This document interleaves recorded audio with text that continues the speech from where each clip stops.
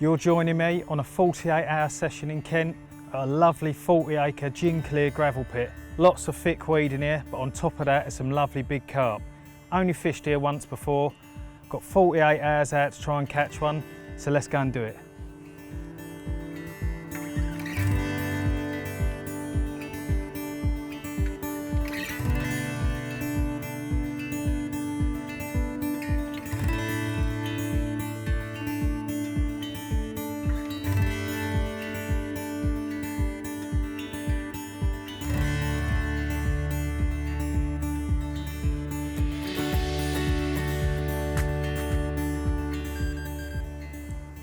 Okay, I'll give you a rundown of my swim. It's a double swim, so I'm able to split my rods and cover more water. And one of the things, it might seem obvious, but when you're fishing these weedy waters, it's imperative to find a nice clear area. And that's what I've done. On the left dam rod, I've found an area that's a gap between two reeds. It's about 15 foot deep and rock hard. On these two rods, I'm fishing out at about 25 wraps, and there's a hump that comes up. All around it, it's 16 foot and very weedy, and this hump comes up to 11 foot, and I've put two baits on top of that with a good helping of bait. And bait-wise, it's really important to fish something in the weed that isn't just gonna fall through it. That's why I'm choosing not to use things like whole boilies, and I'm crushing them and breaking them up so they're stuck within the weed, and obviously that keeps the fish in the swim for longer. So this is the swim I'm fishing. I think it offers us a really good chance for fish. I've seen a few while we've been chatting, but if them fish do the off, there's every chance I may move, but for now it's looking good.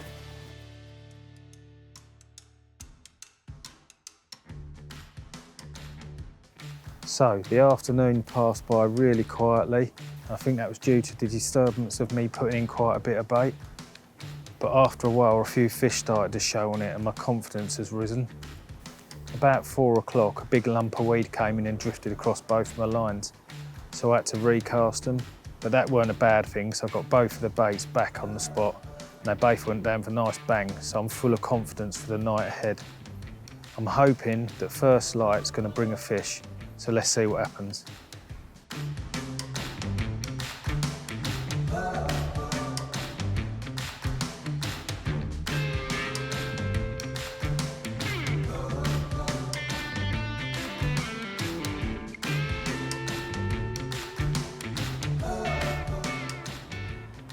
Well, last night passed uneventfully, but on a good plus side, that hot sunshine's gone and there's a nice breeze blowing in my face. I've seen a few fish, but I'm seeing more down the upper end.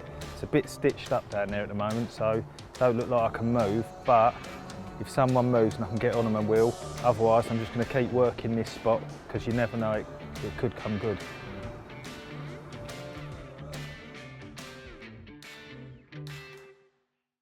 Okay, location is everything and I am simply not on them, so it's time for a move.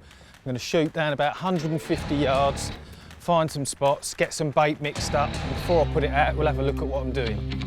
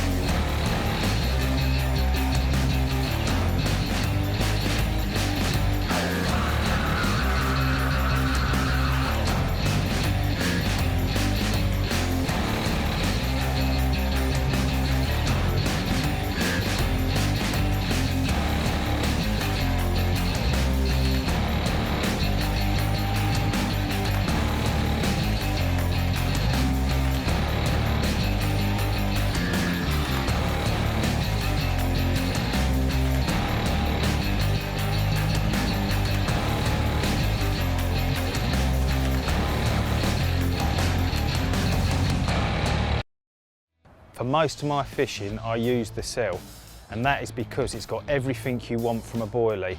It's nutritional, smells lovely, and works all year round. What more could you want from a freezer range bait? I've been using the cell now for the best part of 10 years, and that's probably because it's the bait that I've got the most confidence in. I have used Activate in the hybrid, and most recently the Link, but I always find myself coming back to the cell, and that is just purely confidence. It's a bait I never have to question, and not only that, the time of year. Some baits you have to, use through the summer when the water's warmer, but with the cell, it fishes throughout the year, which makes it a brilliant bait to be baiting with continuously. My confidence in the cell stems from the results I've had in the last few years. It's been unbelievable. Any water I've took it to, I've instantly started to catch. And when you have that amount of confidence in a bait, it totally takes that out of the equation. You don't need to think about it. I can get on with things like location, watercraft, and finding features. And that is probably why it's my go-to bait. So if you're new to carp fishing, or you're simply stuck in a rut where you're questioning your bait, get on the cell. You won't ever question bait again, I promise you that. There's so many ways to fish a boilie, and so many types of ways to fish for a carp. If I'm fishing a lake where there's, a lot of nuisance fish, I'll be fishing solid 15, 18 mil boilies, not breaking them up, because I don't want to be attracting in all the roach and the bream and things like that. But say I'm in a lake where it's predominantly carp and I want to attract them in, I'll start to cut and crush them baits and fill water columns, because I know that's the only species I'm pulling in. So don't just limit yourself to chucking boilies straight in a lake. Don't be afraid to crush them, mix them with hemp and sweet corn, and make a really good attractive area. And what's more, if you really want to boost that attraction, there's cell liquids that you can add to the mix. And when you start doing things like spodding them out, they'll entirely take over a water column, pulling the fish into your area. So on this session, like most of my sessions, I'm using the cell.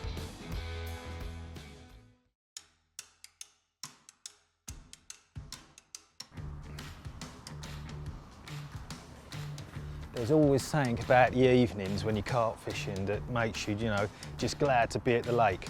But this is my second swim on my second night. Things are looking good. I see a fish earlier over my left-hand rod.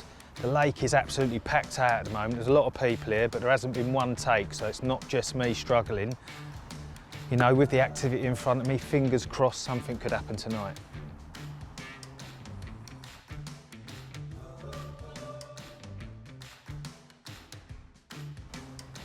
Well, that was a quiet 48 hours. I ended up with one 10-pound common last night. There was 2 fish caught out of the lake, so I didn't do too bad, but I've learned a lot more and know a lot more than what I did when I first turned up.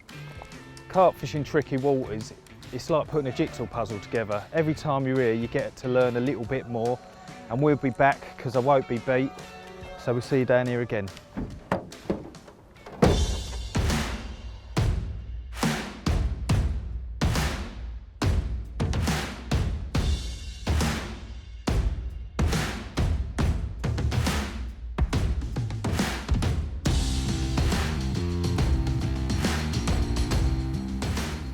Right, here we are, back again in Kent.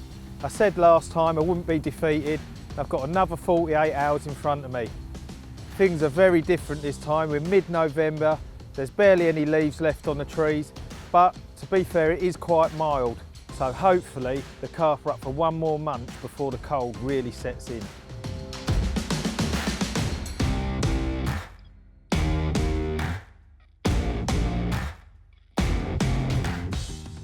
Well, I got down this morning and as always I had a good look round. I was probably looking for an hour. Initially I was attracted to the swim opposite me, but I saw a fish showing it was more this side, which drew me to this side. The tactics are quite simple. I'm fishing long range, 31 to 32 wraps, and I'm crushing up all my bait, and there's a reason I'm crushing my bait. There's a lot of bird life on this lake, a lot of activity, and if I'm putting out solid boilies, there's probably 100 coots, they're going to clear them in no time whatsoever. So what I've done, I've crushed the cell down to an absolute dust, added a little bit of response bellet and a little bit of sweet corn, just for a bit of brightness. So if them coots do get quite a bit of the bait, there's always going to be some dust remaining on the bottom, attracting the fish in. Over top of that, I've fished 2 pop-ups, both IBs and an IB wafter. So I'm feeling pretty confident. I've now seen 4 or 5 fish in front of me. We now just need a bit of luck.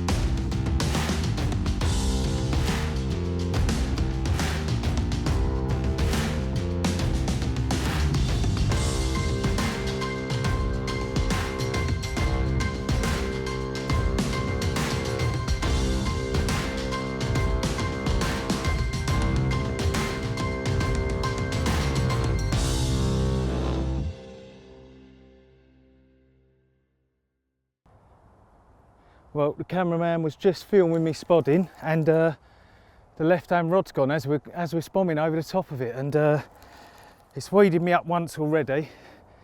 So I'm going to try and concentrate playing this in, and hopefully we'll have something to show you.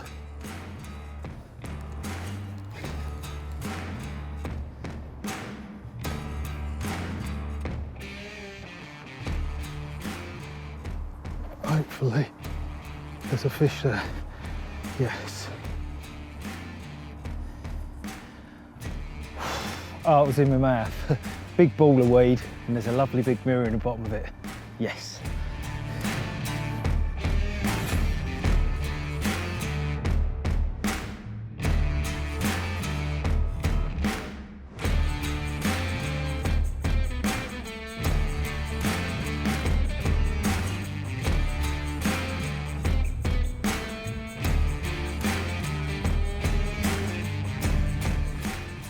Well,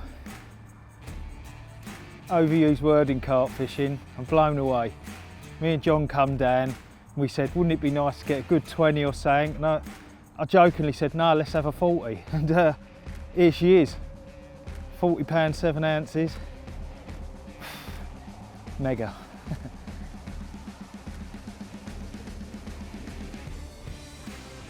So there you go. What I joined this lake for.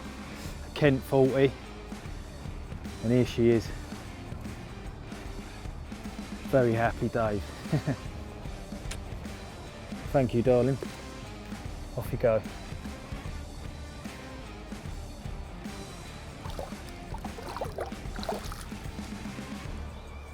I don't believe it. Didn't expect that.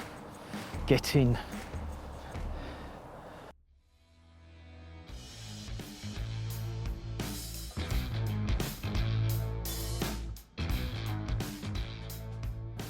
Well, it's the morning after, still buzzing about catching that fish yesterday, but really did expect some more action last night. Maybe it is that dusk time is going to be the bite time. I heard a couple of fish and they were definitely out over the spots last night, so I was surprised this morning when the light came up that we hadn't had nothing. But reflecting back to the last session, you know, like I think that was a couple of months ago, we came over, we did 48 hours, and fished really hard. Despite effort, nothing come of it, one little common, and we could have gone off. We could have filmed somewhere a lot easier and done this somewhere else, but I wanted to come back and I wanted to show you that if you drive hard, you know, sometimes big carp fishing, success is built on failure. You're gonna blank when you're fishing for big carp, but if you keep going, it will come good, and it's come good this session. Because you don't see many fish like that. I've caught a lot of carp, but them ones like that, in that condition, that age, they're just pucker.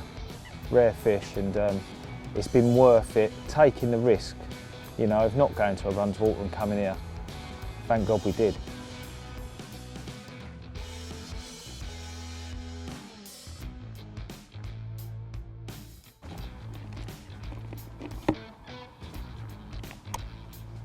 I spoke earlier about the importance of, you know, just keep pushing through, keep going, making sure everything's right, even down to the accuracy of where you're putting your bait.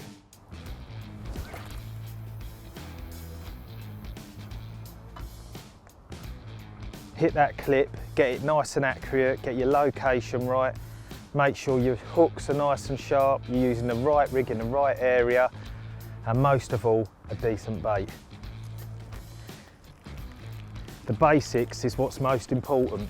If you think about carp fishing, it is made up of 1%, and when you get to 10%, you catch a fish. Hook, 1%, right bait, 2%, right distance, 3%, and it all builds up, and when you get it right, you get a take. Without overcomplicating it, it's just the basics. Get the basics right, and then just keep working. Yesterday, I had a bite around 4 o'clock, so today I'm baiting up at midday so that if that is the bite time on this lake, I don't want to be baiting up during the bite time and spooking them off the swim. So I've chose to bait up at midday so that hopefully when they turn up this evening, the swim's prepped, ready, and there's a chance for another bite.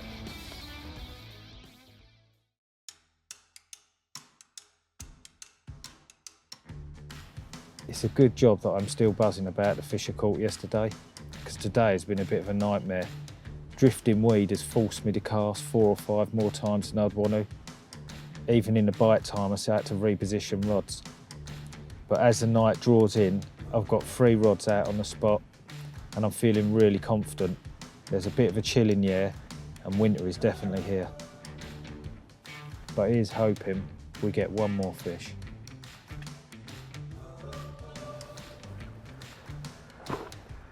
Well, as this 48-hour session comes to an end, would you believe probably the best weather of the session's come in. It's overcast, warm, nice wind, but you know, you can't fish forever. We've all got to go home at some point.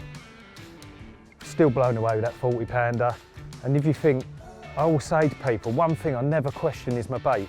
And in the last 12 months, I've had fish over 40 pounds from 5 different waters. And if that ain't proof, I don't know what is.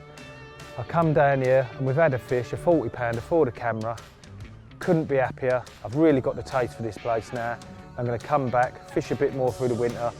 It'll probably be colder, but you've just got to stick at it and the results will come.